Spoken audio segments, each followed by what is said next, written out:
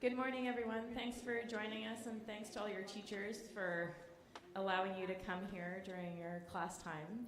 My name is Lisa Moffat, and along with Trina Isaacson, my co-facilitator here, we've been contracted by the Joint Working Group to lead an engagement process on the possible name change.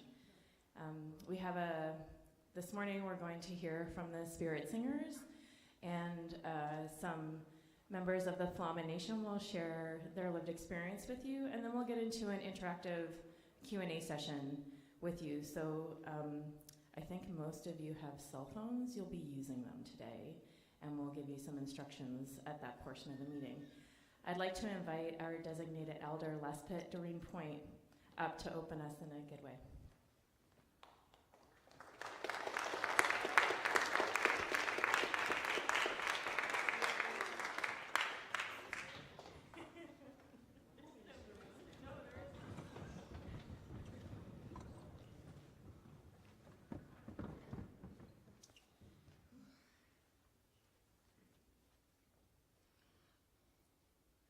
Doreen Tanan, Lespit Kaimukunan, Imutskunan, Petindog, Jajaj, Kshetegus, or Kukpas and Chichias, Paisat Yehmetumulas, Leached,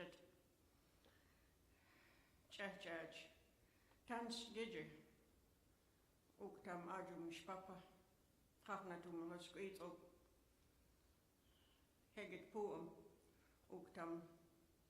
Pupu tas kaptas, hege uktam dlasum, uktam papa, heget kai, uktam tlatmatas. My name is Doreen Point. My traditional name is Lespit. I'm happy to see you all today. I'm happy to be here. I thank the Creator and our great-grandfathers and great-grandmothers and wonderful Mother Earth for the beautiful day, for the blowing wind and all that it touches, for all things green and growing, for the flowing waters and all that it nourishes.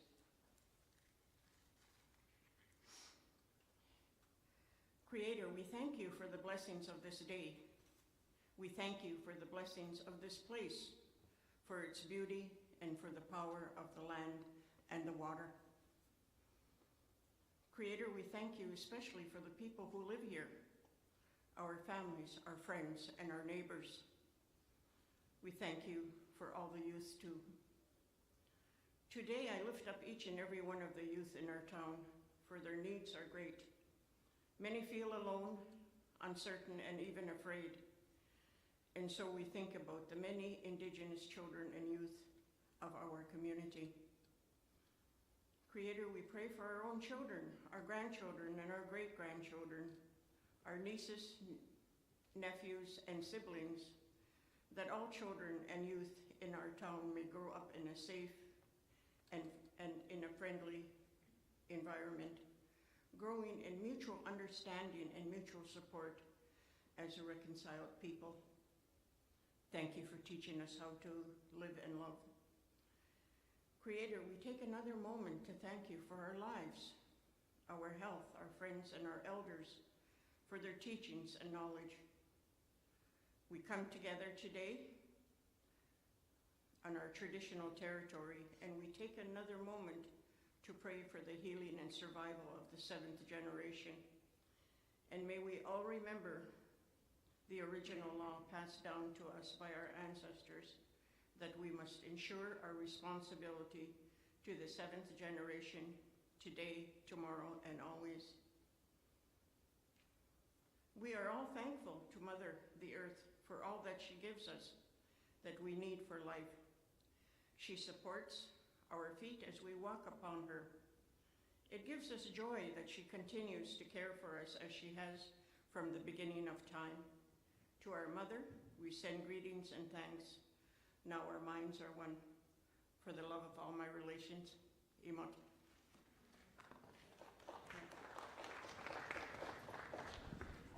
Imot Doreen. And I'd like to invite up former Mayor Stuart Alsgaard to do a land acknowledgement. Thanks, Stuart.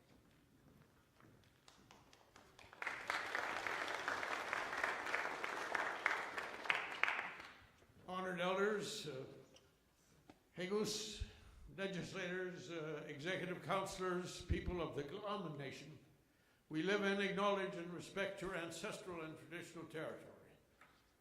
Cha-cha Hatanapich.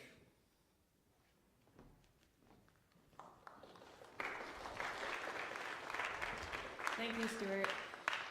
So the joint working group formed, the city and Tla'amin Nation have an agreement called a community accord, and it gives instructions for how the two communities will work together on issues that impact both of them. And so a joint working group was formed to help guide the engagement for the possible name change, and it's composed of Jesus John Hackett at the Nation, Brandon Peters, who's here with us today, he's on Executive Council at the Nation, as well as Eric Blaney, and then two citizen members, Harmony Johnson and Davis McKenzie. And on the city side, Mayor Dave Formosa sits as an ex officio, so a non-voting member, the same as Jesus.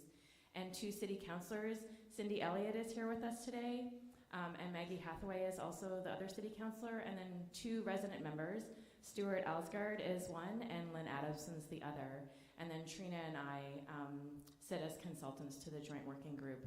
I'd like to also acknowledge Elder Cindy Palin, who's here with the Spirit Singers, and I'll invite the Spirit Singers up to open us.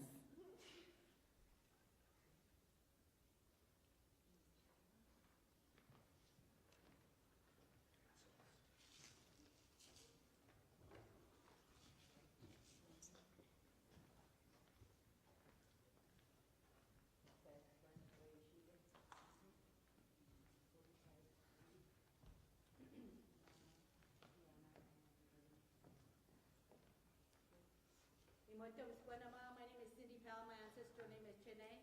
I carry the name of my great-grandmother. I'm honored to be here to share a song with you along with our spirit singers. We got together last night to practice a welcome song and an eagle song. The eagle song carries our prayers up. It's the highest form, and that's what we use for some of the prayer energy that we're putting out there. We're going to be talking about a heavy topic sometimes. It could be weaving in and out of our emotions and stuff. We ask you to remain neutral in your position, that you're mindful of the teachings of our people, as teachings of our ta'o. Means to be kind and to be mindful about your words and stuff, is how we've been brought up. So to my right, you guys met Doreen, our elder, Lespet, and we have Jasmine, our student. She's doing her second year university studies. I got my sister-in-law, Donna, from Tla'amin, and Diana, her originated from Cowichan, and Marie is a friend. So we thank you all for being able to participate in this day in the songs that we're going to share today. Okay? The song was composed about 3 years ago. It's a welcome song. And as you guys all know, COVID has kind of hit all of us, so we've been working the best we can to keep things alive, is what we're working towards. Okay?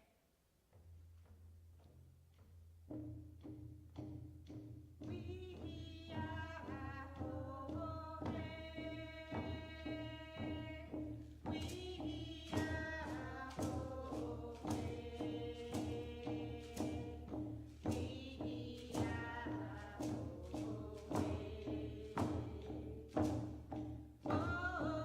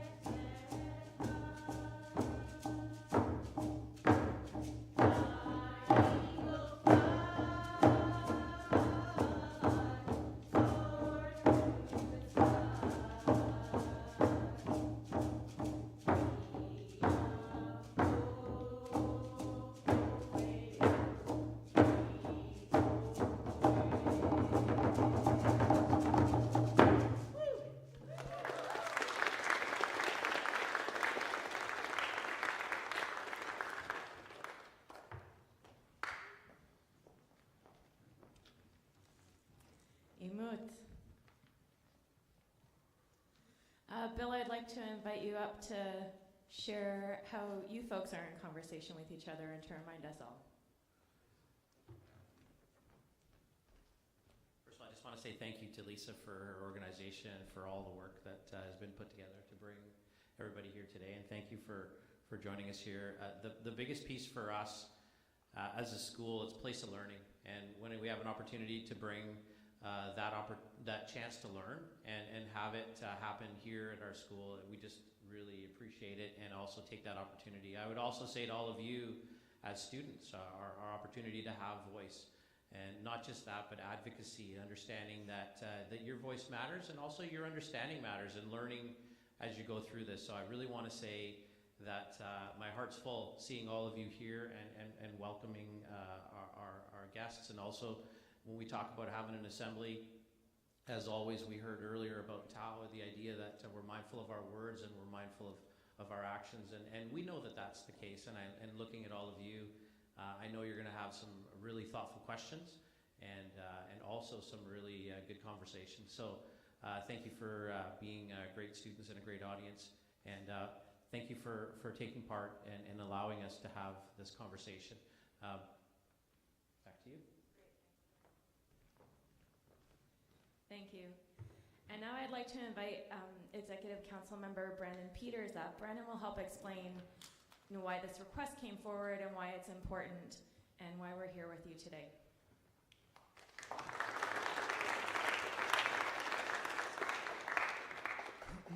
All right. Jenna Jahalam het laam en het tawa. Het ouwt godishosem. Het Vivian Hega Willie Shakman Hega Tan. Hotham Quaka stand up at them Namos Kaimu. My name is Brandon Peters. I come from Slayaman, Tlaaman.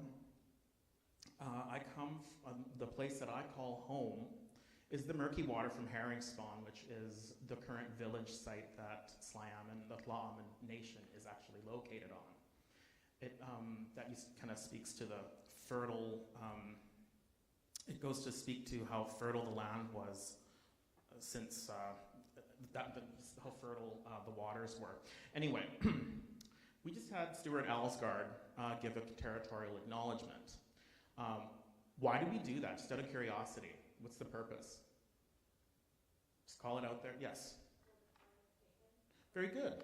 Our land was taken. But even on a more basic level, my friend Joanne Archibald, she's was one of my professors in university. She gave me an analogy, and I'm going to share it with you. Who here has been to a party? Well, you're in high school, so I know some of you aren't going to raise your hands, but I'm also talking about the times when we would go to, say, Willingdon Beach and have a birthday party there, or go to the complex for a pool party. Who here has been to a party of sorts? Raise your hands. Okay, now when you go to a party, someone's party, and you say, have a hamburger and some fries and cake and all that stuff. Who here just kind of goes there, enjoys themselves, and leaves without acknowledging the host for the invite? Who here acknowledges the host for the invite? I do. If you look at Canada as one giant party, the 600 different nations that make up Canada are the original hosts of that party, and Tlaaman is the original host of this party. And we've been here over 10,000 years. It's actually, we just haven't dug deep enough yet to figure out how long we've actually been here. I'm going to take you on a quick little journey through time. We were here before Canada was a thing. We were here before Israel Wood Powell. So for those of you that watch Maury Povich, he's not the father. We were here before the Crusades. We were here before the pyramids. If you want to look at things from a religious standpoint, the three religions of Abraham, the Quran, the Bible, and the Torah, we were here before Muhammad walked the earth. We were here before Jesus Christ.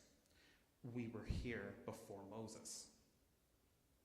And we are not acknowledged. We are completely ignored in the name Powell River. That makes it sound like Powell River was just sprung up out of nowhere and there was nothingness here when there was a thriving civilization. So when we acknowledge, do territorial acknowledgements, We are paying homage to the ancient lineage that the Tla'amin people have. And we're also acknowledging that there was something here in addition to the stolen territories. Now, when this first came about, the council was having having a planning meeting with the municipal council of Powell River. The name was put on the table that we should have a joint, we should be maybe potentially changing the name. And then a couple of weeks later was the discovery of the 215 in Kamloops.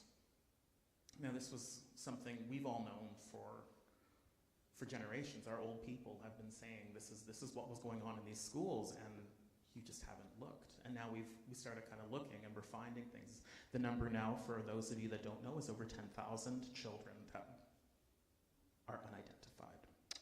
Now, that was when one of the Peak reporters was there, so he put a story in the paper about a potential name change. And that was met with a lot of resistance from the town folk. People started spewing anti-Indigenous racism. And it was really hard to watch. I actually had to stay off of Facebook because I was like, on my Facebook page, delete, delete, delete. I started deleting a bunch of people that were, one of them saying, Powell River is proud of its racism.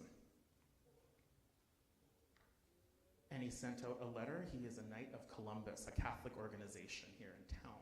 And he said, Powell River is proud of its racism. Yeah, I want you gone like a musty smell. Delete. So then it's kind of morphed into its own thing. And still, we're met with a lot of resistance. Powell River has only been known as Powell River for just over 50 years. Did you guys know that? We've been here so long. And the current site that we would probably call this area T-Squat, Big River. It's actually the third shortest river on Earth, but I'm not going to bring that up. But at one point in time, it was the falls were so big, and it was one of the big salmon runs, but we've dammed it for hydroelectric purposes. And one woman said to me, why didn't you all say anything 120 years ago when we changed the name? And I kind of looked at her and I thought, is this woman on? The original Indian Act said, there was a preamble in the original Indian Act that said, a person is an individual other than an Indian. Israel Wood Powell was of that era. He advocated for the Indian day schools. And look how that turned out. We have something called blood memory, and they've proven it in fruit flies. They've proven it in rats. They've proven it in rabbits. That genetic memory exists, blood memory exists. So we've got a lot of healing to do. The last residential school closing in 1996. So we wanted separation from the name Powell, one of the very first superintendents in this country who advocated for the residential school system. Who here would I don't know about you, but I don't think racists should be venerated. I don't think racists should be held up. And that was one of our main issues. We were not consulted, so we had a bunch of people saying all kinds of things. One man said, why did you all bring this up? You disturbed a harmony that has existed here since the very early times. And the harmony that he speaks of is a harmony that of a Pathet region that I don't want to go back to. A time when Indigenous people were not allowed to attend schools with white people. The harmony that he speaks of is a harmony that Indigenous people could not watch the movies with regular people. We had to sit in the balconies of the Patricia Theater and leave out the side door. Restaurants that wouldn't serve Indigenous people, that racial segregation, that is the harmony that he spoke of, when Indigenous people were not seen or heard. And it came to people saying that racism was now erupting from this. Well, no, it wasn't. The racism was in the chamber. It was already there.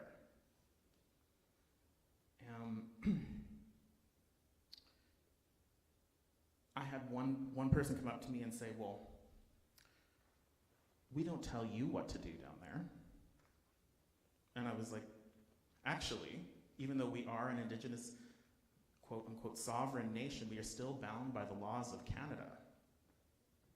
So yeah, in a sense, we are still controlled by a colonial government. And then we have people advocating for a vote. These are some of the issues that we're having, a vote. Now, I don't know if you know, but if a vote were to take place, the Tla'amin people would not be allowed to vote. We would not be allowed to vote on this name change. Again, colonial structures, colonial law, is stopping Indigenous people from potentially voting in an election, in a vote of such. And I've had people say, stop dwelling in the past. And you know what I say to them? Take your own words and eat them, because you're living in the past. You're holding on to a piece of colonial history that is not flattering. Holding on to the past, holding on to something that is really not flattering and not inclusive. And what we're saying is we would like to be included. We want to be a part of a community. Powell River is, for the most part, a very progressive community, and we want to be a part of the name. Powell River's only been Powell River for a flash in the pan, if you think about it from that perspective. And it's only fair. Times are a-changing. This generation are more socially conscious than the ones than when I was here. I was actually part of the very first grade 8 class to set foot in this school. And so these are just some of the things. We're advocating to be included. We're advocating to be a part of the consultation process. And it's only right that for people that we were the original hosts, all of the things that you enjoy about Powell River, the lakes, the lush forests, that didn't happen by accident. That was 15,000 years of caretaking and stewardship by the Tla'amin people. And I would love if Powell River would be willing to actually engage in that process. So with that, and to be part of true reconciliation, I'm going to say, thank you very much for the visit. Have a great afternoon.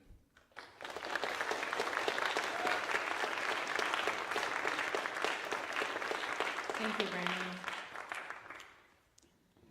And now I'll invite, I don't know what order you'd like to go in, but Questanaya, Cindy, and Doreen to share what you'd like to share with the students today. What would you like them to take away?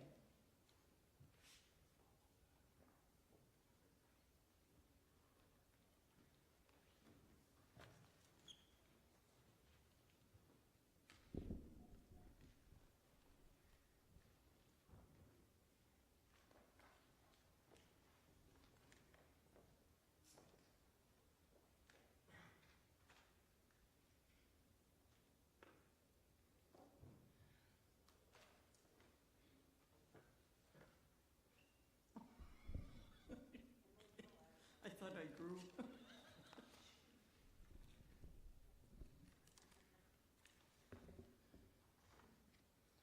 I'm here to talk to you about my personal Indian residential school experience. I was born in Redonda Bay, but I'm originally from Church House. We were living there because Redonda Bay was a logging and a cannery where both my parents worked.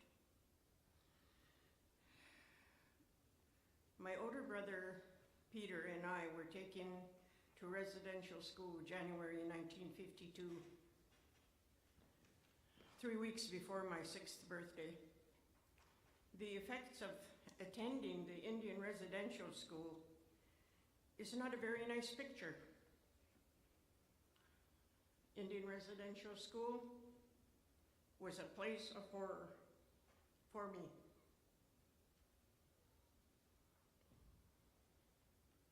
It was very hard on me because I couldn't see my mom and dad. Right from the beginning, I was not allowed to speak my language. I was lonely and I cried a lot. Although my brother Pete was there, we weren't allowed to see each other. We weren't allowed to talk to one another. In fact, if I was seen waving at my brother whenever we had lunch or dinner, I was punished for it.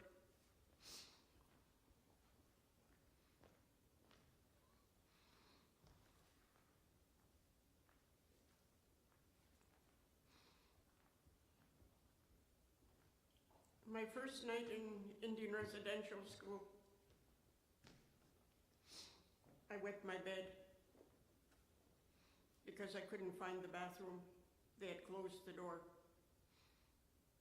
So the next morning, I was one of many children that paraded through the whole school with my wet sheets on the top of my head.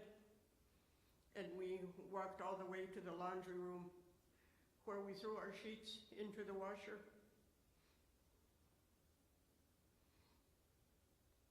By being forced to attend the Indian residential school,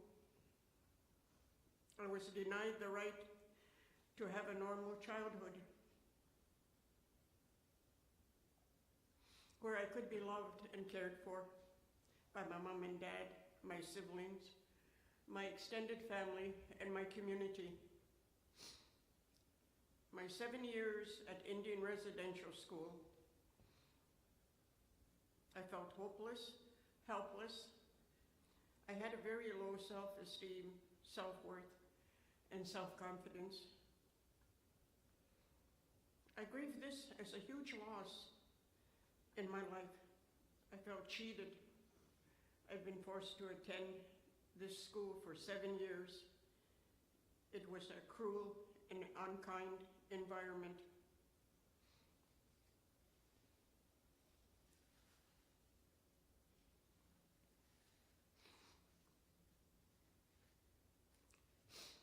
Being in Indian residential school, we were forced to follow the Catholic religion, and we were shaped by the nuns and the priests. We were forced to accept the Catholic religion. We were forced to learn to speak Latin. We were brainwashed, and they forced us and told us that God would punish me if I didn't listen. I learned at an early age to fear God, and I began to see God as a punishment rather than a comfort.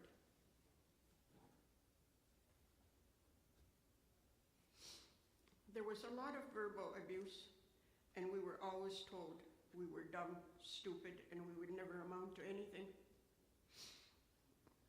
Almost all the nuns were emotionally, mentally, physically abusive towards us.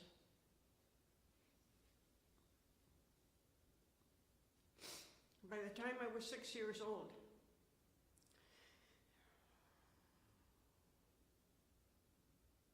I had been sexually abused by the two priests there. They told me that if I told anyone, I would never see my mom and dad again. This ugly secret I carried inside me for almost 60 years.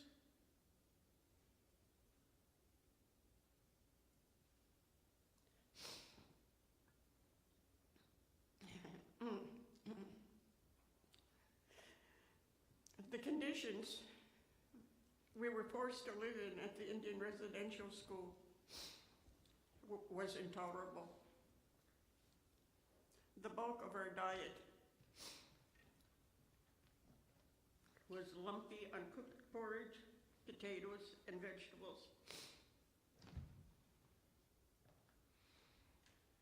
When we refused to eat the unedible food, we were beaten by the nuns, strapped or hit on the back of our hands with butter knives, table knife. We learned quickly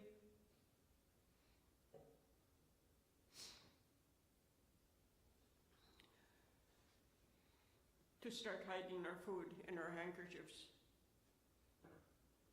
And then we would flush it down the toilet. Many of us were forced to eat food that was spoiled, which made us sick, and we were throwing up. All the good food was for the nuns and the priests. There was always leftovers in the pantry room. This food was never given to us. I have vivid memories of breaking into the pantry room in the middle of the night to steal food because we were so hungry. There were about 7 or 8 of us that snuck downstairs. But eventually we were caught. Again, we were strapped, we were punished. Many of us learned at a very early age not to pull our hands away when we were being strapped, because if we did, we received 5 more times. The nuns at the Indian residential school did not treat us like human beings. And when we hurt ourselves, they ridiculed us and told us we were careless, clumsy, and not paying attention. The nuns never showed us any empathy or compassion. The priests and the nuns that should have protected and nurtured us, but they became the source of our pain and our unhappiness. They robbed and denied us of the right to any happiness or pleasure.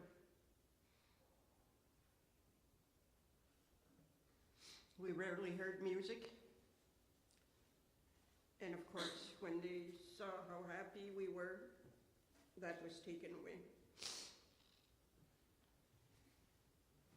Over the 7 years I resided at the Indian residential school, I repeatedly witnessed other children being physically abused by the nuns because they weren't able to learn how to add or subtract or read or anything.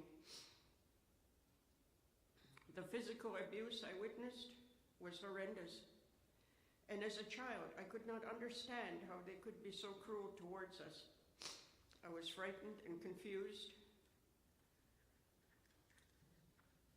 The nuns made us work all the time, doing all the chores. They made sure we had very little time to play. As I got older, I spent a lot of time in the kitchen doing dishes, washing pots and pans, and I guess I was a good worker because I spent a lot of time doing these chores. The nuns made us feel ashamed of being First Nations people, children. We were taught to reject our culture and our language and all of our traditional teachings. I remember being strapped for speaking my language. I used to wonder why I was being punished for speaking my language. I know now why. It hurts me deeply to this day. Because of residential school, I never taught my 7 children our language. I didn't teach our 18 grandchildren either. I have apologized to my children and grandchildren for this.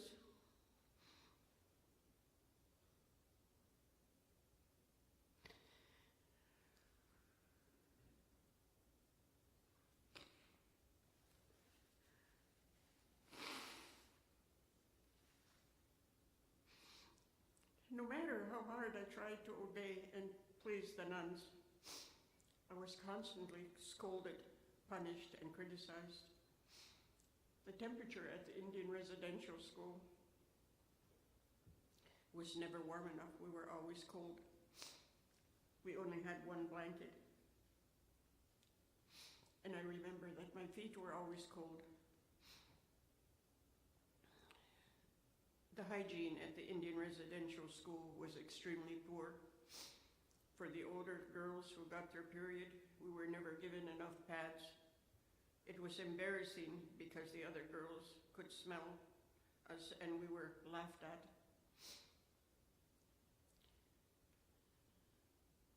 So in the early 1970s, I underwent a complete hysterectomy. It was one of the happiest days of my life.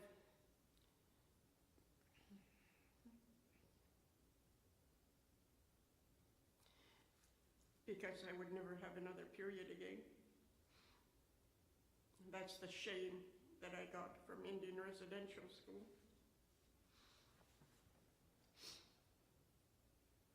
The sexual abuse began shortly after I arrived in Indian residential school.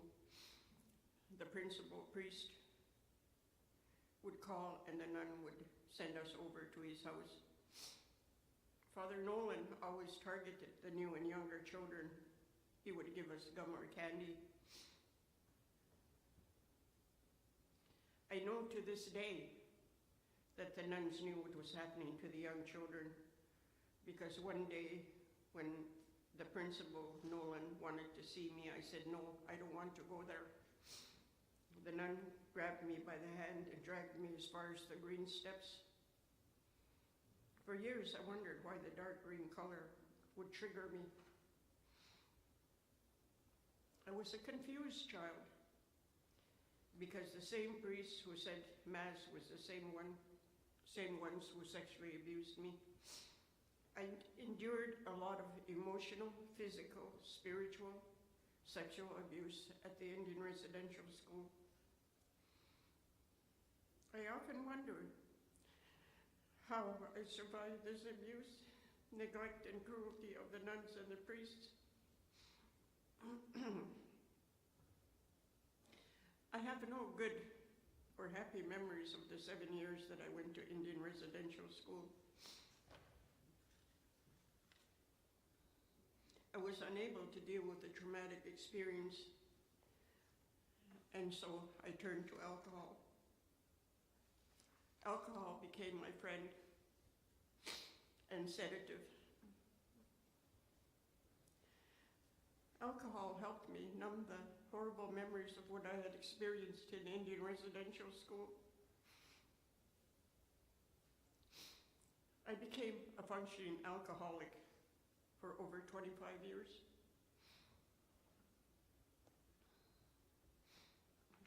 Today, I still wonder why I accepted my first job at Assumption School, because I was still experiencing all that pain that I'd gone through.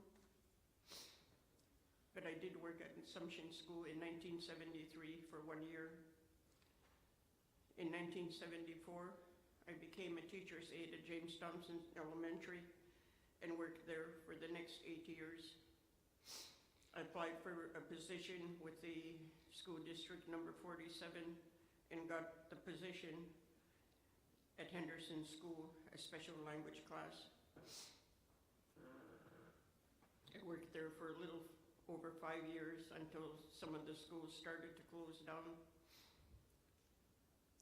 Through my traumatic experience,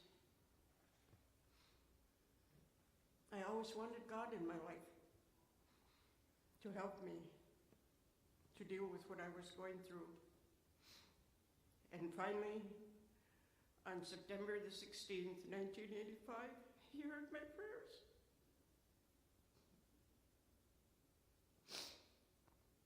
Our first grandchild, a granddaughter, was born. I met my granddaughter when she was 8 days old on September 23rd, 1985. Holding my granddaughter for the first time, I I experienced a miracle. I could actually feel the alcohol cravings leaving my body.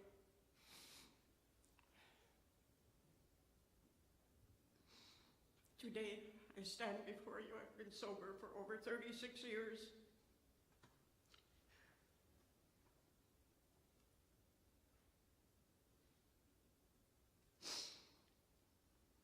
Today, when I think about my time in Indian residential school, the emotional pain is still very deep. The shame of my sexual abuse is still very much present in my life to this day, even after 12 years of counseling. Forgiveness is a very hard thing to do.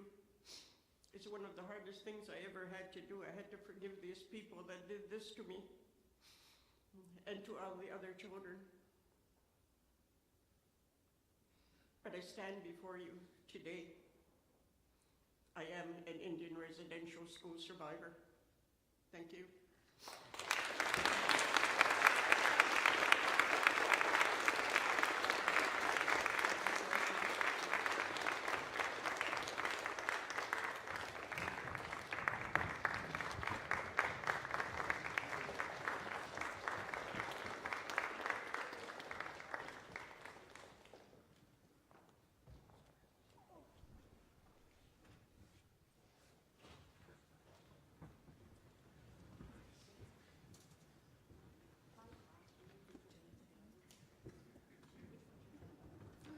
Thank you very much, Doreen. And I'd like to invite Cindy Palin.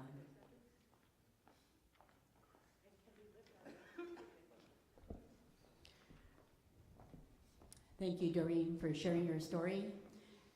It's a humbling experience to be able to stand up and to be able to go back in time, reflect on a childhood.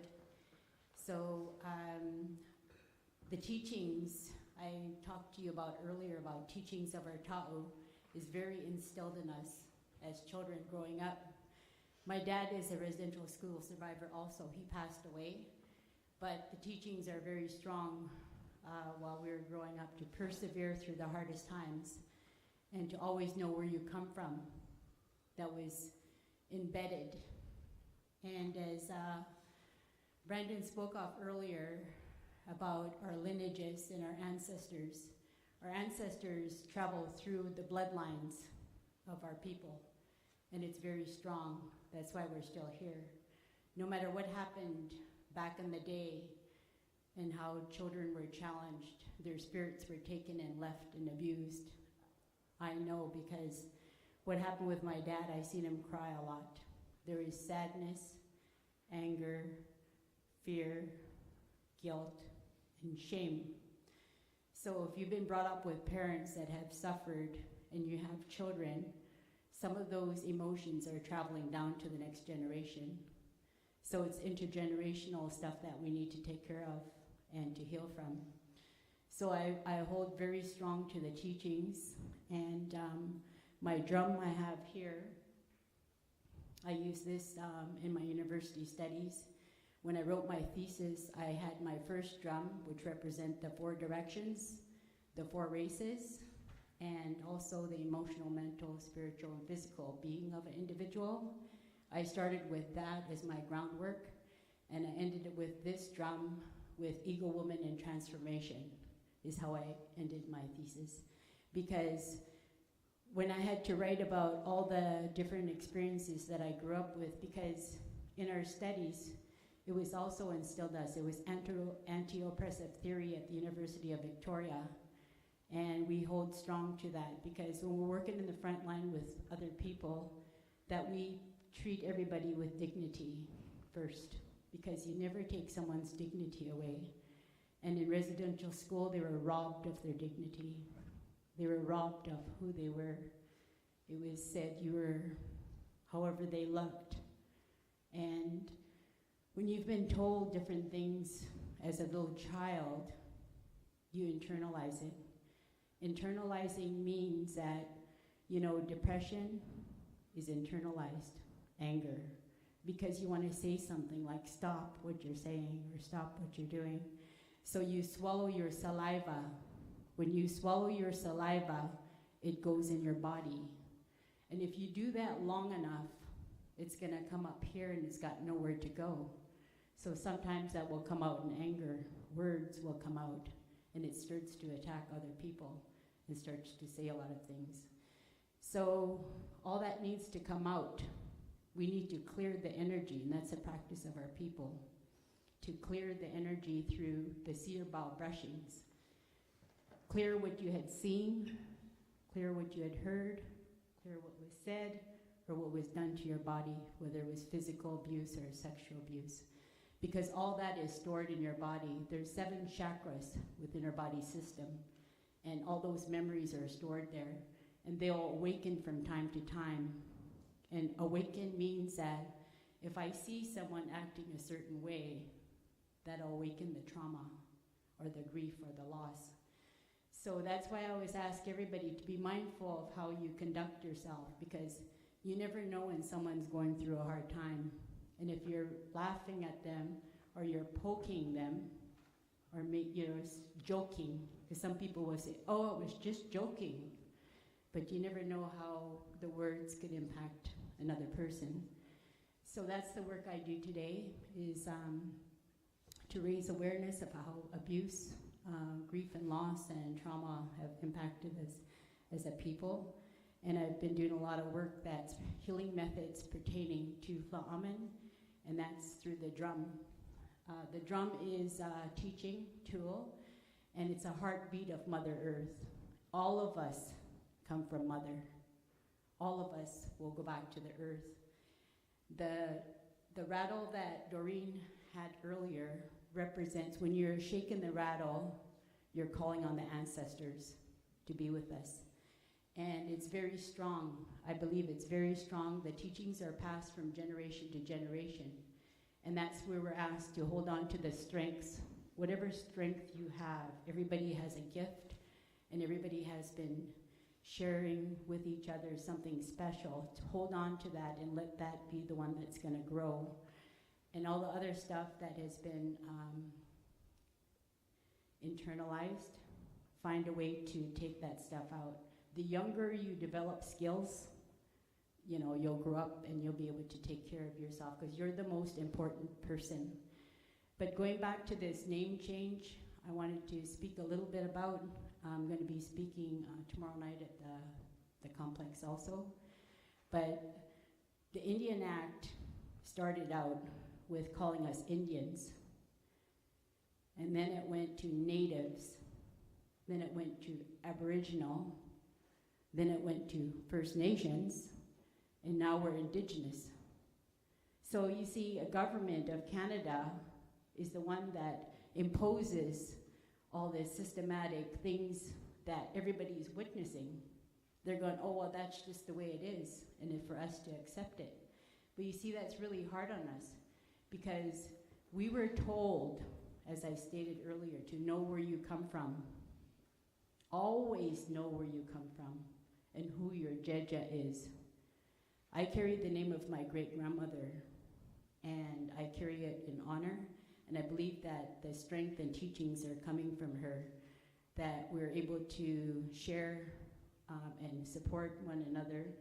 And that's the way of our people. Like, it's always been that our people have been kind, giving, and generous people. It shows in potlatches.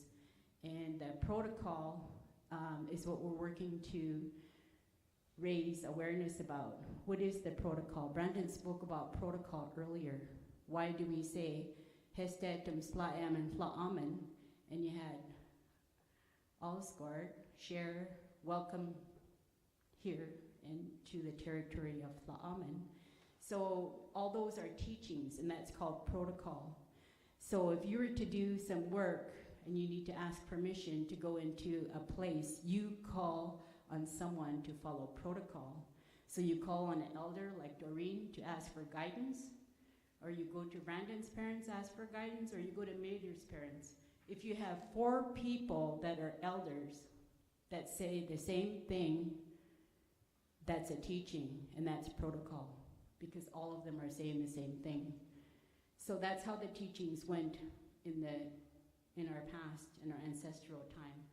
So, you know, every time you wonder, like, how do I learn something? Well, you will be going to university, so you're going to go through research. You're going to read all these books, and you're going to reference them, and you're going to say, as stated from so-and-so, or as suggested in the past. So you're going to reference those. So it's the same with our teachings is verbal. Our teachings are, you go and communicate with the elders. They hold the knowledge of this land. So prior to contact, I was with Hagos in the past. We were up here in Townside celebrating the 100th year of Townside.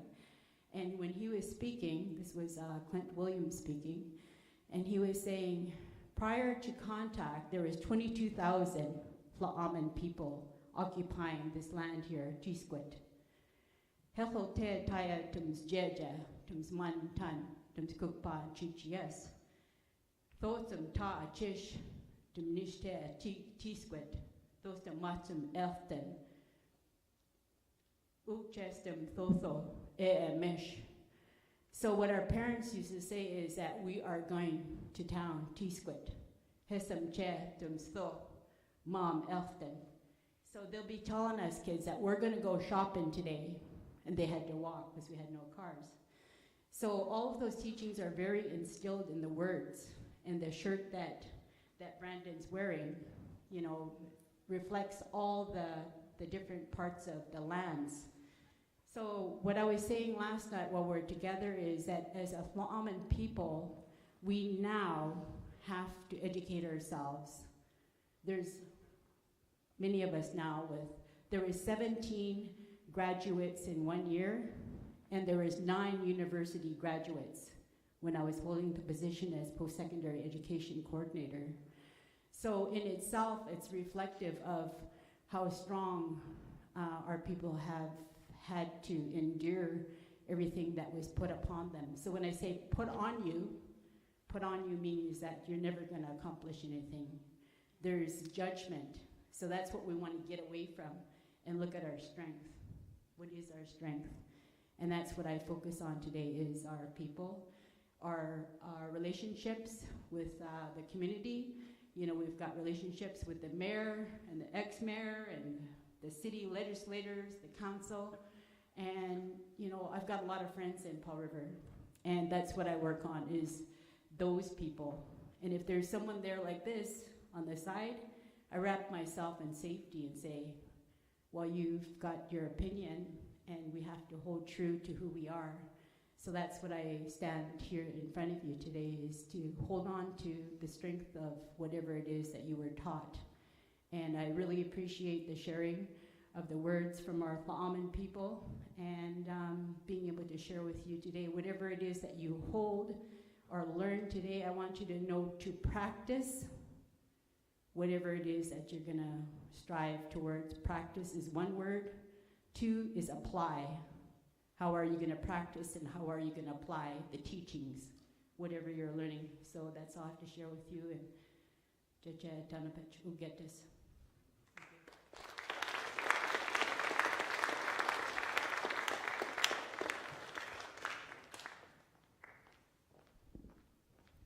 Thank you, Cindy. I know you folks have a busy day today, so I really appreciate you taking the time.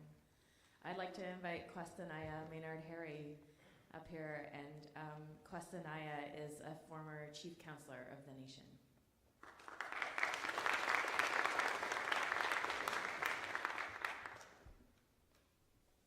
I always got to lower these bloody things.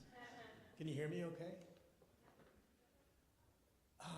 Now, you guys don't deserve my comments because I can be pretty harsh, pretty direct, and pretty honest. Your parents' generation deserve my comments, and I'm usually direct. I speak to presidents and CEOs, and I'm very direct because they know nothing about who Indigenous people are. And Canada's education system has failed First Nation people blatantly, and it's a shame, but there's a lot to go through. You guys are my hope for reconciliation. honestly. From what I've seen from previous generations of white settlers, there's no hope, absolutely none. And I would prefer people stop using the word reconciliation, because nobody knows what it means. I mean, for me, I thought I knew something about reconciliation, but I'm in kindergarten compared to a guy named Art Manuel.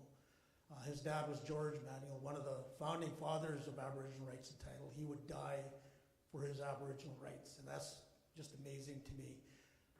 Reconciliation should be the priority. The priority should be residential school survivors. The story you heard from Lespit,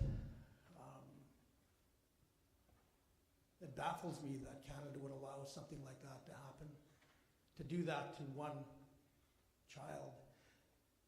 And there's 150,000 other people. So I want to talk to you about magnitude and information, the right information, and not, like this naming process is, one of my concerns is it's being led by fear and suspicion and anger, and I really think if the community is going to be faced with an issue like a name change, which is, as I understand, Israel Powell River, it's important to some families in Powell River, but it's also important to consider the magnitude of the position that this person held. First of all, my name is Kwastanaya. My mean-nothing name is Maynard. My other mean-nothing name is Harry. Means nothing to me. Kwastanaya is a name that I carry, and I didn't get it until I was 38 years of age, and it's amazing. That's really an accomplishment for me, and I just hold my hands up to Rose Louie and the Louie family, who were part of the community accord, and Hohok, I hold my hands up to you. Lots to go through. Name is so important. It's a privilege, and I think the way this process is approaching it, you're approaching it like it's a penalty. And I believe I can vote in this referendum if it comes to a referendum, and I'm not going to exercise that vote.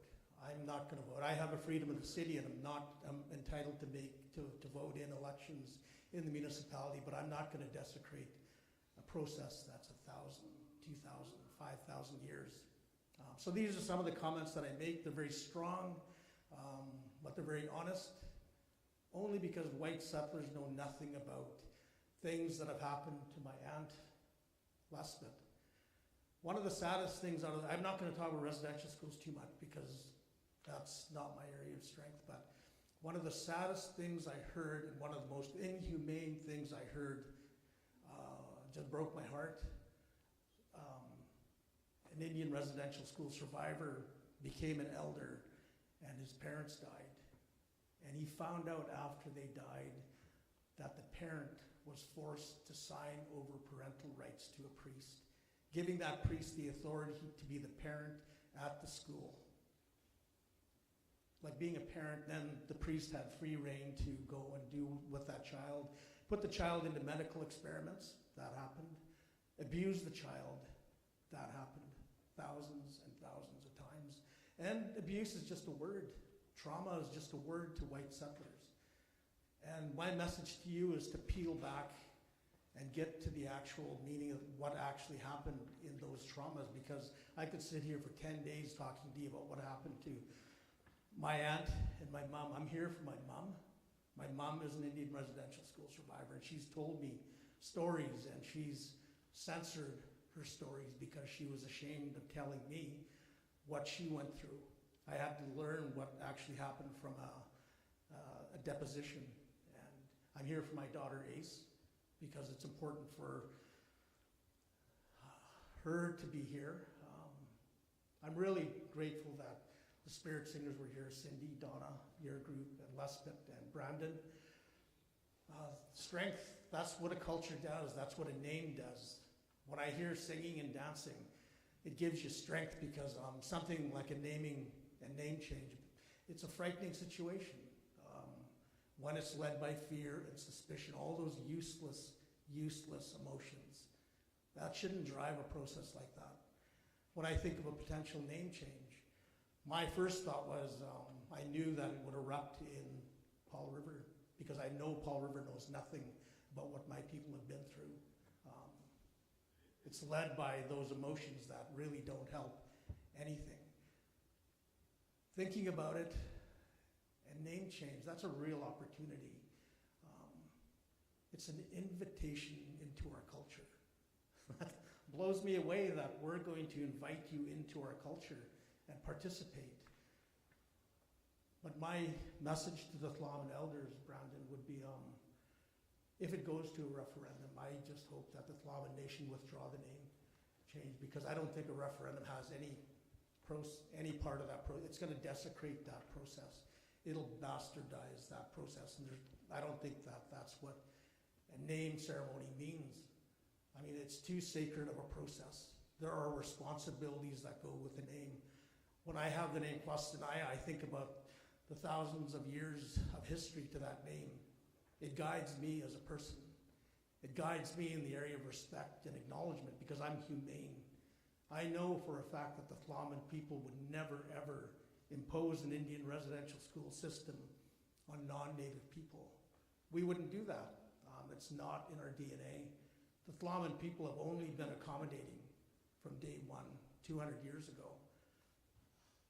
Accommodating. That's all we've done. We've met settlers with trust. Probably a mistake. We met thinking that we'd be treated with respect. We weren't. You got to peel back the layers of that information because it's not just residential schools. There was something called an Indian Act that enabled the residential school system. The residential school system came from a piece of legislation enacted by a person like Israel Powell.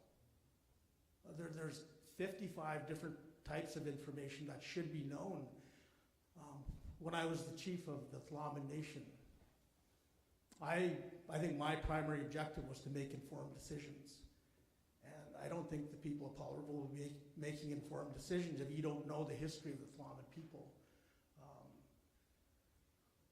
Signing over parental rights came from the Indian Act. Somebody thought that it was in the best interest of the status Indian to give the priest the right to make decisions. That came from an Indian Act. Another system would be the Indian Reserve System, an inhumane system that is linked to my status card. You probably know that the Tla'amin people have to carry race cards. It's my apartheid card. Canada is a racist country. That I don't think a lot of white people know that. This is a race card. It's my status card. It identifies me as a status Indian. Now, there are three types of things that lead to racism. There's systemic racism. That would be the Indian Act, the Indian Reserve System, that lead to things like the Indian residential school system. There's actual racism. And I see that on Facebook. I don't go on Facebook very often, but I see it, and they become part of processes like this, and I don't see much of it. It's probably an understatement. But the part that is a real slap in the face to the Tla'amin people would be white privilege. And I see that, and that's really ignorant, because white privilege comes from advantages created by an Indian Act, an Indian Reserve System, and an Indian residential school system. People like Israel Powell impacted 150,000 families. Now think of the magnitude of that statement. When I think of that statement, I think of family structure. Like you guys all had breakfast this morning. You've probably grown up in functional families that have structure, role models. You understand the importance of brushing your teeth and flossing and going to university. You probably have talked to your parents about mortgages or RRSPs and things like that. Things like that happen now, but for over 100 years, those things were not important because of the systemic racism that exists in Canada still today. So if you think of residential schools as part of Canada's history, you'd be wrong because it's part of Canada's present. At some point, it will be part of Canada's history, but not yet. It will be a part of Canada's legacy, but not yet.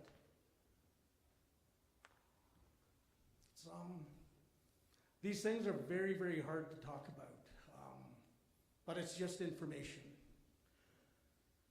People like Israel Powell I'm going to be holding him to, I will judge him.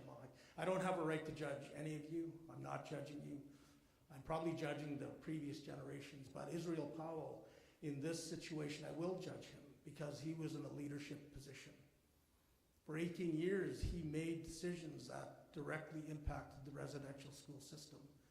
And you have to hold him to a higher standard because he impacted the structure of so many families.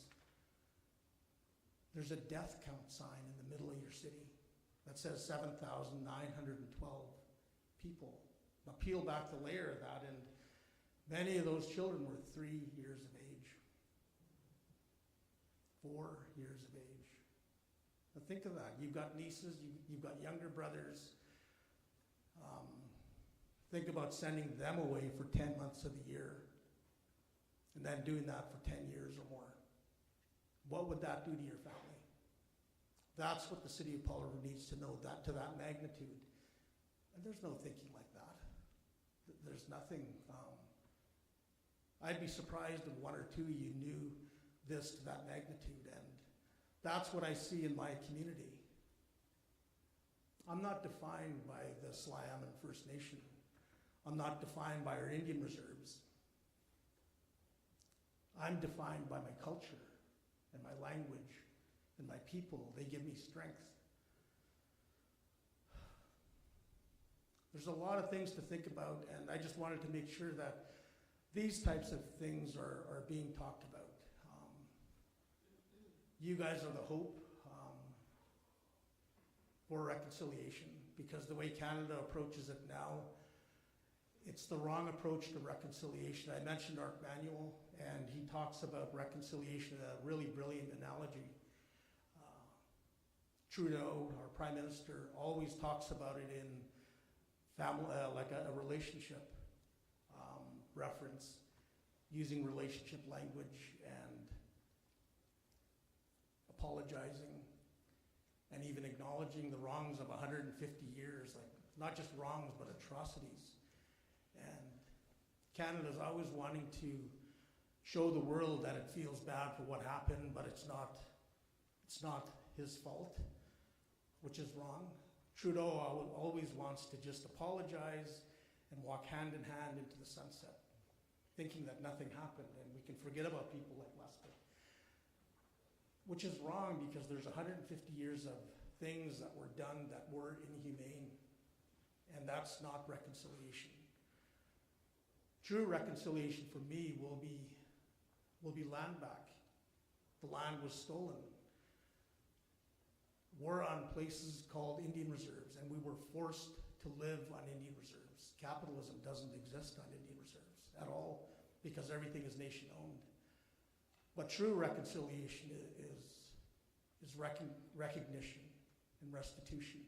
And there's no point in talking about reconciliation until we look at what's happened in the past, and I just don't see enough leadership to do that. So I look to you for leadership. You are the future generation, like my daughter.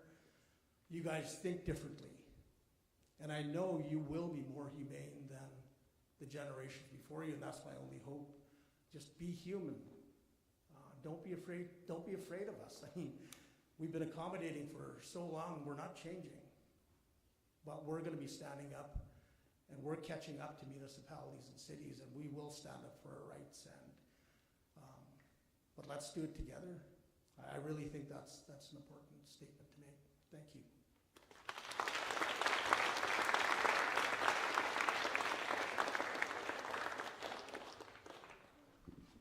Lift this microphone up. Cindy, because I know your group may be leaving before this is over, Angela and her class have, for Doreen and for Cindy and for Questanaya, a little gift here, and I'll just get you to do that before Cindy and her group has to leave.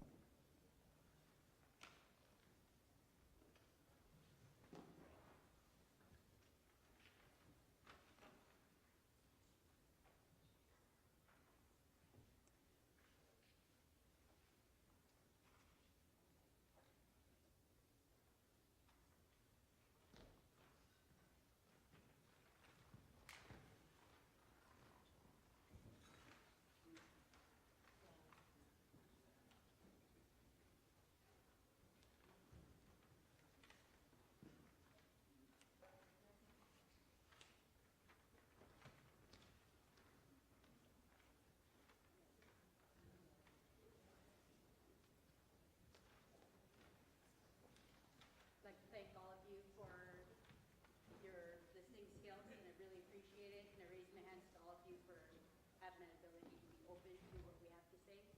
And our elders here for being here to share with our legislators and elders. Thank you guys for the opportunity today. We're going to exit because we're going down to the totems. They're down towards Second Beach. You guys are welcome to go visit them. That's another part of our historical events that's taking place right now. There's going to be a totem that's going to be raised, like that healing totem. And there's also going to be a welcome totem, and then there's a memorial totem being made right now. So thank you guys, and maybe come down and see that. Okay?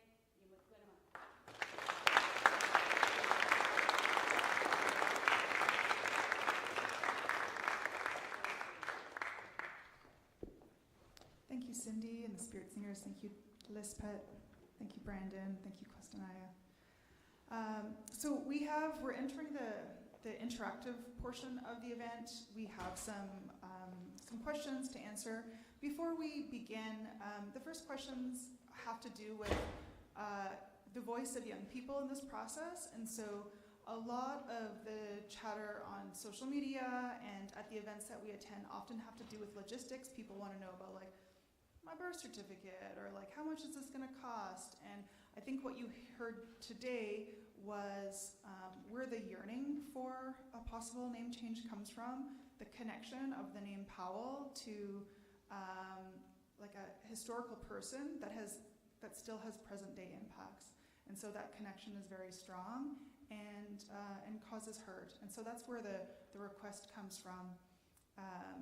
So starting in March, we've had a number of public engagement activities. There was a survey that went out. We had a number of open houses that some of you attended. And there have been some open mic events where people from the public can speak for 4 or 5 minutes about what their opinions on a possible name change is. And so what we learned in the survey is we weren't hearing a lot from young people. And so some of the first questions that we have are to find out, like, about your involvement in the process so far and whether or not you feel that your opinion on a possible name change has been considered. So let me start with the first question, and I'll give you some instructions on how to access the voting tool.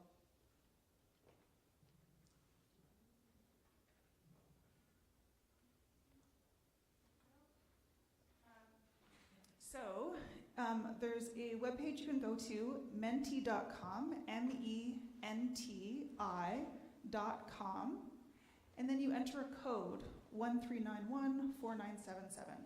So I'll give you like 10 seconds, and then, not 10 seconds, maybe like 20 seconds. And just make sure that you're there. And once you get that, so the first question is, do you feel you're being heard? Like, if you have opinions, have you had a chance to share them? Like, do you feel like you're being heard by the people who are designing this process? So again, the website is menti.com, and the number code is 13914977. All right, got our first 2 votes in.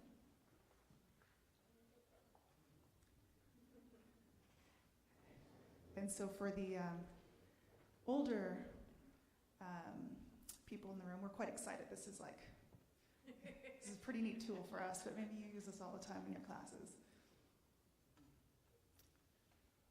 So again, for those of you who are having trouble or can't see the website on the top, it's menti, MENTI.com. And the code is 13914977.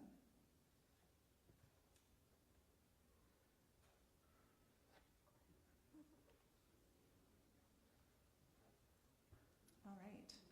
So sometimes, some not really. I'm curious, for those who say mostly or sometimes, oh, there's a question in the crowd. Are you having trouble? We're just having issues with connectivity. Oh. Wi-Fi because we're in the theater, perhaps? Is that what you're thinking? Oh, the Wi-Fi doesn't work if people use data. Some people don't have data, so.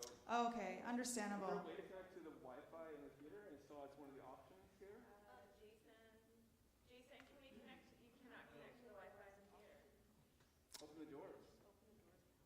Like literally open the doors. Literally opening the doors helps? Let the Wi-Fi come in.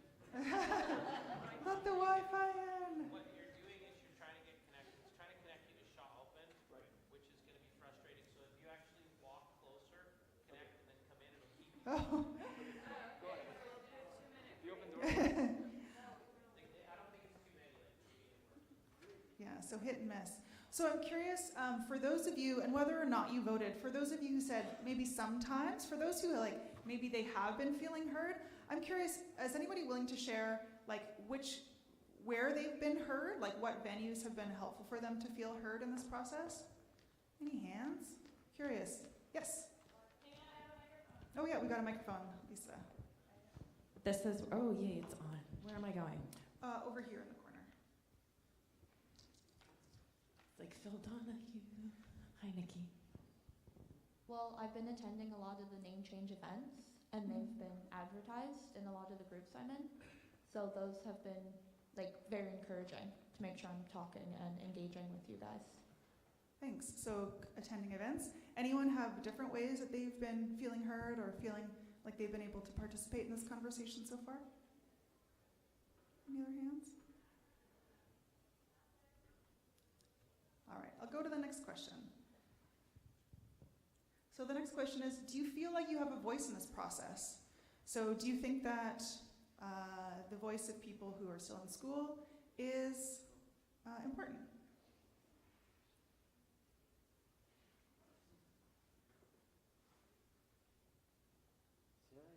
Can I just clarify the question? Do they actually feel they have a voice that's being heard, or do they feel they should have a voice? Do you want to repeat the question? So the question from the audience, do I mean like, do they feel like they have a voice, or do they feel like they should have a voice? The question is, do you feel like you have a voice? Not whether or not you should, but do you feel like you have a voice? Like, have we designed the process in a way that you as younger people in the community feel like there's room for you to participate in the process? Do you feel you have a voice? Yeah. Oh, define the word voice is the question. So I guess by voice, that's a good question. What I mean is, as a part of this process, the joint working group and city council to some extent are gathering input. Like we get letters and we read the letters and we go to events and hear speakers and we talk to people who attend. And so we're hearing what community members think. And so to me, voice means, like that's what I mean. Like, yeah. Like, do you feel you're being heard when you share thoughts about this process? Do you feel that your thoughts and opinions are reaching decision makers in this process? So a lot of not at all, not really. For those of you who do feel like you have a voice, what venues or what are the ways in which you have felt heard? Any of the absolutely and mostly's willing to share? What about those who don't feel like they have a voice? Do you have suggestions for us?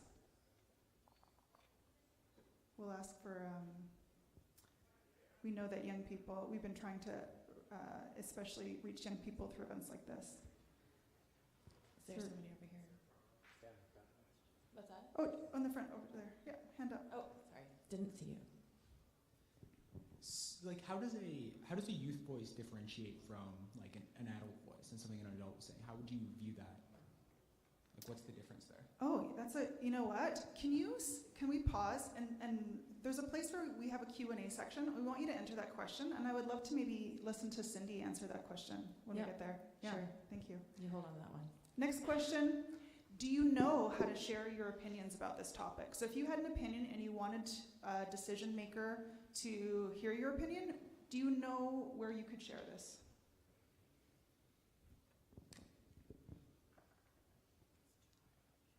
For those who do know, where do you go? We've just got, Angela's got a comment or a question here. I just wanted the folks in the room to know that 2 of our grade 10 English First Peoples classes are in the middle of writing persuasive letters to the City Council. One class was due last Friday and another class is due today. So, and we've had 2 talking circles in both of our English First Peoples classes about this. So I just wanted to share that. Thank you. Yeah, it may seem archaic, but writing letters is actually really powerful.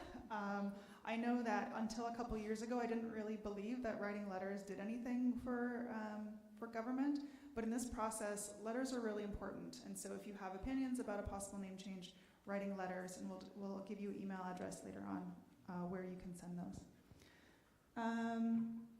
So this is an opportunity to share some of your thoughts. So the question is, what does a possible name change mean to you?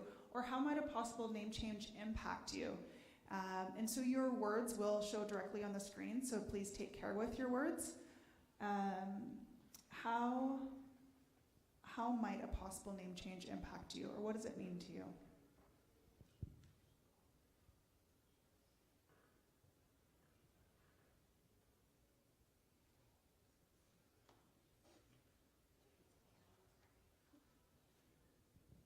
While we're waiting for those answers to come in, we do have a prize, a book by Dr. Elsie Paul and Questanaya. It's on the table behind you. Do you want to just hold it up there for us, the Elsie Paul book? So Dr. Elsie Paul is the elder at the Nation and wrote this book called Written as I Remember It. And it's recorded transcripts of interviews that Elsie's granddaughter, Harmony Johnson, who sits on the working group, recorded and then helped write the book. It's quite fantastic. And Stuart, can I get you to pick a letter between A and J? So just pick a letter in the alphabet between A and J. All right. How about Charlie, C? All right, C. And Cindy, can you pick a number between 1 and 25? Okay, 8. Is anybody sitting in C8? Seat C8? Okay, you're the closest. You win the book.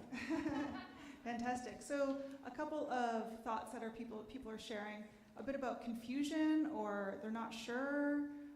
It won't bother them. A name change may become a welcoming environment. It means trying to rebuild and decolonize. Doesn't mean much. Most of us are leaving in a year or two anyways.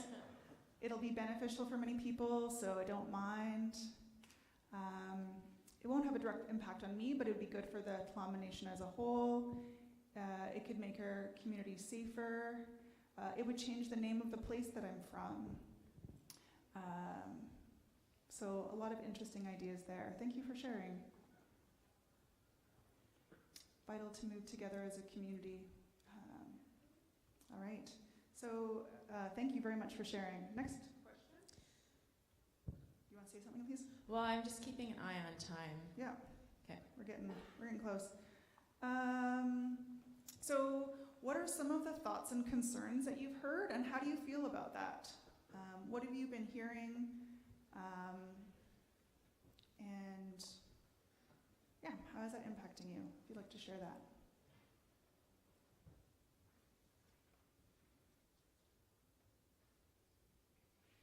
The next slide is the Q&A, so we'll get... Perfect. Yeah. So someone has heard concerns and doesn't think that they're valid. I haven't heard anything until today. Mostly just angry racists complaining on Facebook. It will confuse people. So more notes about racism. I don't know. Perfect.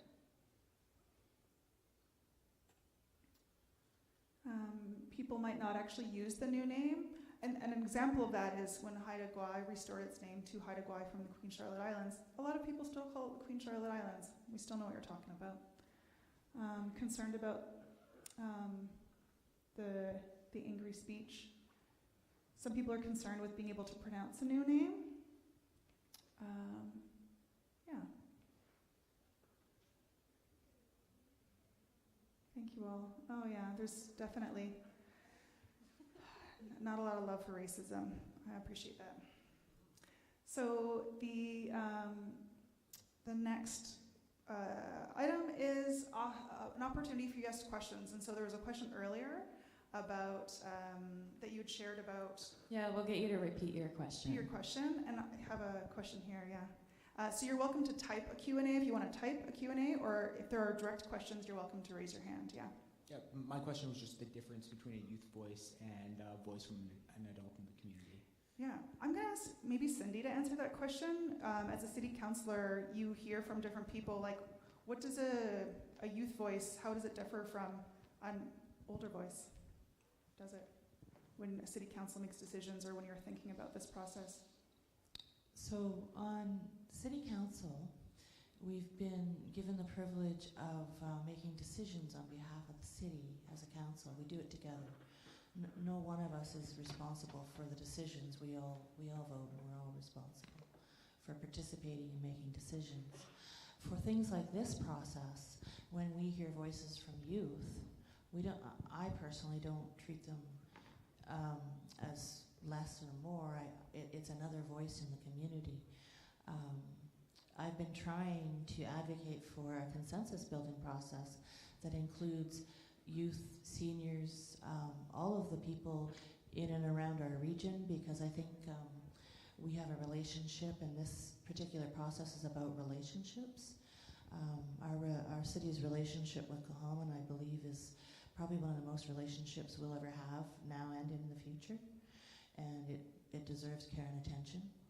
So for me, when I hear voices, I consider them all when I'm voting and making decisions on behalf of the city. But I understand young people would love to be able to vote for the people who are sitting in my position, and they can't. Yeah. Thanks, Cindy. For those of you who are 18 or about to do so, you will have a potential to vote in this municipal election in October. There was another question in the front. Where's the other? Oh, hi. Okay, I'm actually going to sit on the stage because it's weird to talk with my back to you guys.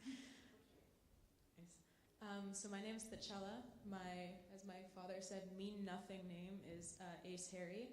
I'm from Hamalco, but my family was forcibly relocated from Church House when my dad was 4. So I grew up on Tla'amin territory. We're sister nations, so we share a language and a lot of our culture, but I did grow up on land that is not my ancestors. So I'm just here to support my people. Kind of very impulsive decision. My dad just invited me this morning. But I saw in the last slide that there was some, I guess, lack of understanding of the impacts that this actually will have on you. And so I think that there's a conception of name that is quite different in colonial context than what it means for my community. So for my community, a name means accountability, and it says something about you. And so a name has to be earned, and it's then used to hold you to your word. And so if we gift a name to Pal River, it's not just symbolic. It means that my generation, which my father didn't go to residential school, but his brothers did. And so essentially I represent the first generation of my family to not go to residential school. And my generation, you can see it's not a coincidence that we're very, very strong, and we have a very powerful love for our people, and we have a very firm understanding of what our people deserve, and what we deserve is to exist. And so what that means is that we deserve to have access to our land, and we deserve to have a functional relationship with the city that is occupying our lands. And so T-Squat, that will actually be something that we hold you to, and that will require certain behaviors from the city that align with the continued existence of my people. It means that if we deem an action from the city that is to be genocidal, or to be hurtful in any way, or to disempower our youth or our elders, it means that that will be a problem, that we will have processes to take care of that problem. And so it represents a shift in our relationship to your community. It represents an understanding of our relationship as equals, more so than it is now. And so I just wanted to point that out, that it's not just symbolic. It doesn't just change the name of the place that you're from. It represents a shift in our power dynamics, and that's something that will actually have a very great impact on you and your families, because it represents a need to take our community into consideration, which is something that has not happened since your ancestors arrived here. So thank you. Thank you. So one of the questions from the audience is, how do you pronounce the name? Can you say it really slow so I understand? So there actually isn't a specific name on offer. T-Squat is the name of the actual river, but the nation in Hagoos in his letter to the city requesting a possible name change didn't specify that name. Instead, he was hoping for a name that represents our shared values and a spirit of cooperation, and that acknowledges the oral history of this area. So the language of the potential new name is is undecided. There is no name. There's no one name that covers all of the region of the city of Pell River. We have Tisquat, we have Ajimur, we have other places, and so like there isn't an actual name. There isn't an actual name. I was just going to add to that. So this process that we're in right now is to see if there's support for a possible name change. And if there is support, and if council decides to proceed, there'll be a whole other conversation about what the name is for the city. Yeah, and if you are looking for the pronunciation of Tla'amin, I mean, I'm not the expert here. My understanding is the first consonant is kind of like your tongue's on the roof of your mouth, and air comes out the side. Tla'amin. And I'm looking to Lispet. Did I honor the name Tla'amin? Like that. So your air comes out the side. So a next question is, how can I reach out and have my voice heard?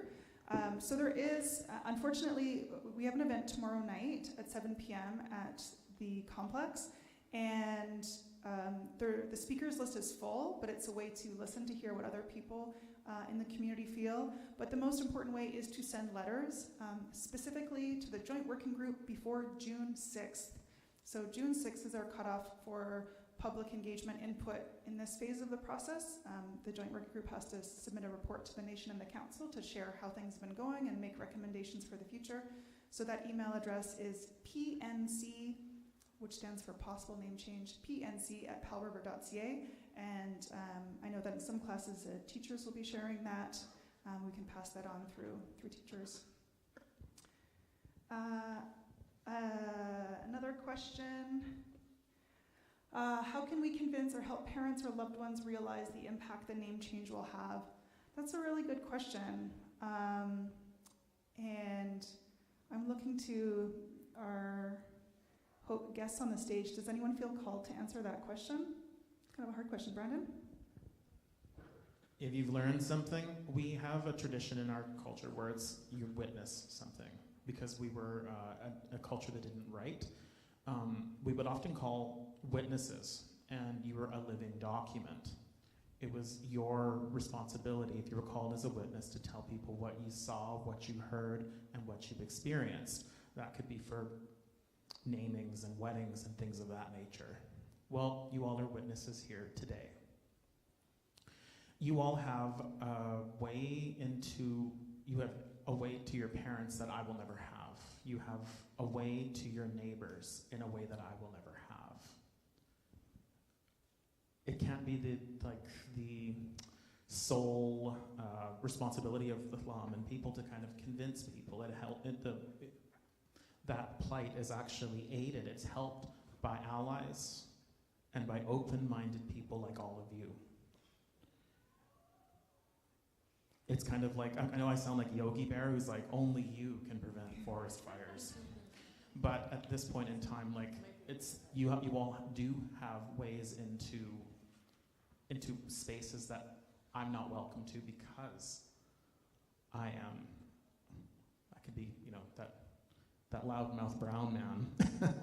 So if you all have access to spaces that I don't, and if you have the chance to speak your truth, your understandings, I encourage you to do so. So thank you for listening. I'm just an eye on the time, and I see that. And so maybe 2 more questions, and then we'll invite Doreen, because the bell will go right at 11. Sounds good. We have 5 minutes. Okay, I'll keep it short. As well as being a counselor, I'm also a parent and a grandparent. And I think the best way you can help with your parents is to approach it with love. Love your parents love you, and let them know that you want to love your Tla'amin neighbors and that they are hurting. And this isn't about taking something away from you, it's about you gifting something to your neighbors to show empathy and caring and love. And I think this conversation needs to be directly about how we relate to our neighbors, and we need to be open and we need to encourage that. Thank you. Thank you. Next question is logistics about, where did we will I have to change the name of my driver's license, etc.? So what happens if there is a name change? You can, just as if you changed your address, if you moved, you can put in a request online or by phone, and you'll get a little sticker in the mail that you can put over top of your driver's license. And then the next time you renew your driver's license, you would just get a new card with a new name. Your passport and your birth certificate, you don't need to change. Your birth certificate can say Pell River forever if that's what you choose. And so there's, so birth certificate and passport don't need to change. The passport, when you renew it, would change, and the driver's license, when you renew it, will change, but it's nothing that you have to do that costs any money in the short term. We've got a question here in in the the audience. Sure.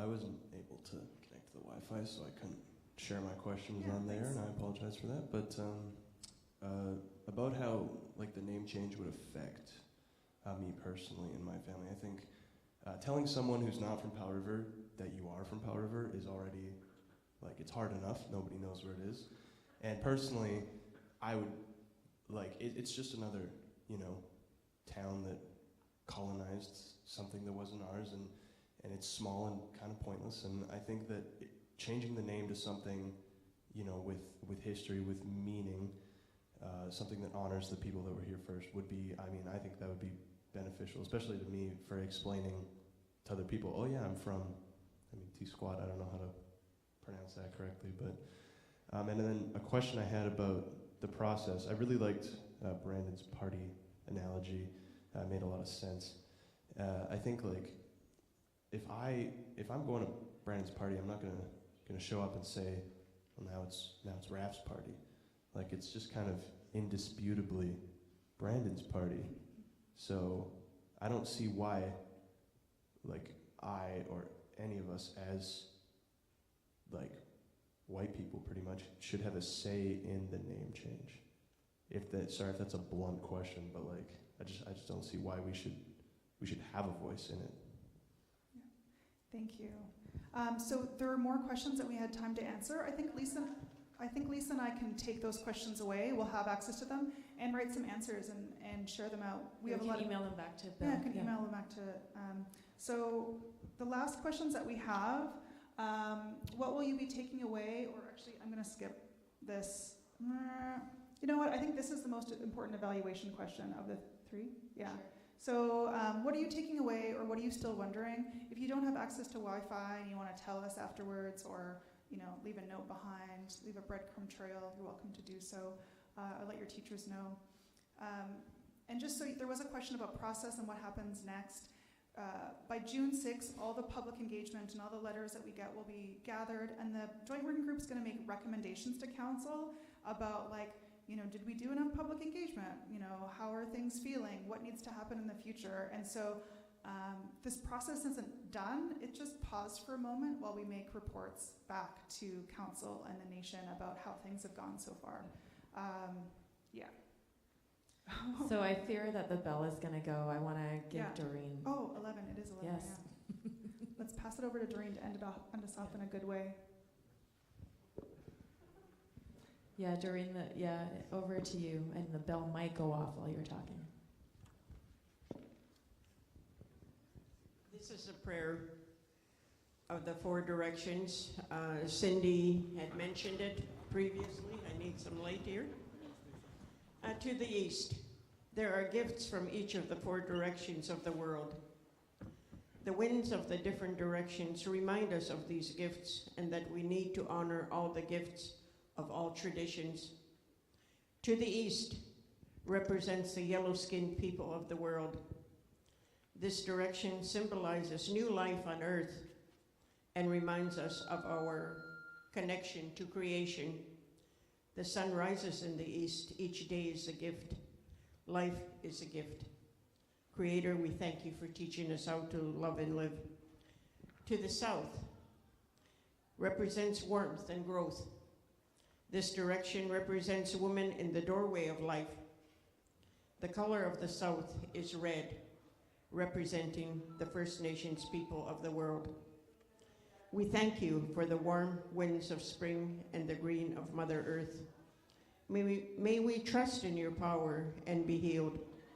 Creator, we thank you for teaching us to love and live. To the west is symbolized by the color black.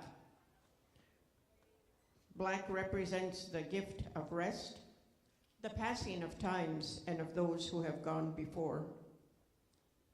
African people of the earth are symbolized in this direction.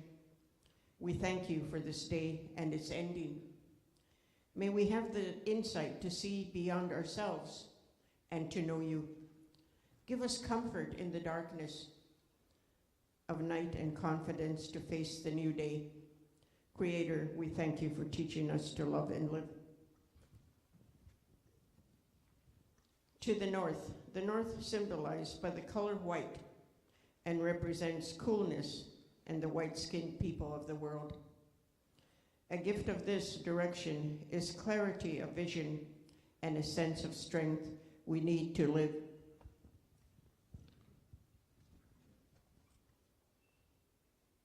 People, how much to teach about our sacred relationship with the environment. For all my relations. Thank you, Doreen.